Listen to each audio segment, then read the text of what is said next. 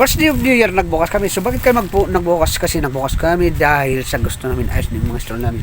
So, ang dami namin mga nagkahalo-halo na itong mga paninda namin. So, kailangan talaga makapag-umpisa kami, pagbukas kami ngayon first day ng ating New Year dahil sa kailangan maayos ang ating mga paninda. So, paghiwa-hiwalay natin ang mga klase ng ating mga dry goods store kasi nagkahalo na yung mga blouse, mga t-shirt. So, kailangan namin talaga. So, maayos yan.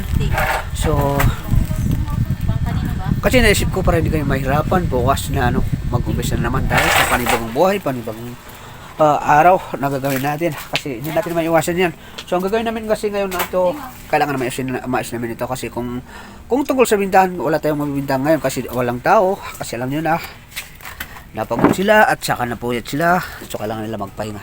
So ngayon ito, inumpisa namin ipasok ito at so okay na rin kahit pa paano na ayos din para bukas hindi kayo mahirapan.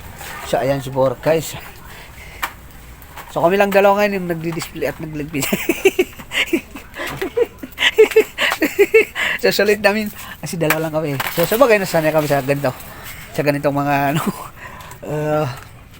gawain, mga dry goods store. So ito. Ngayon, ayan ang ginawa namin. So naipasok namin yung iba.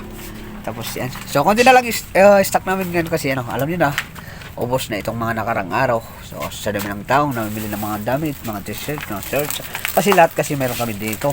So ang wala lang sa amin talaga yung mga original. Kasi alam niyo naman pag dito sa selling market guys, hindi natin kailangan dito yung pinakamahal na presyo. Ang hinahanap ng maraming tao kung ano yung mura kaya ng kanilang mga bulsa, ayun ang ating binibili mga paninda. So pagdating naman doon sa mga bintahan, so okay naman. So hindi naman gaano marami yung mga binta natin. So at least mayroon din. So kaya ito. So, nagpapasalamat kami kay Borok at kahit pa paano nakakaginhawa kami.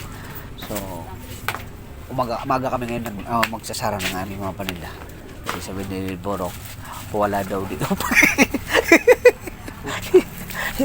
So ito na guys, mag-umpisa na kami. So ipapasok namin ito. So tulungan ko si Borok na ipasok namin itong mga bibigat niyang ligpitin.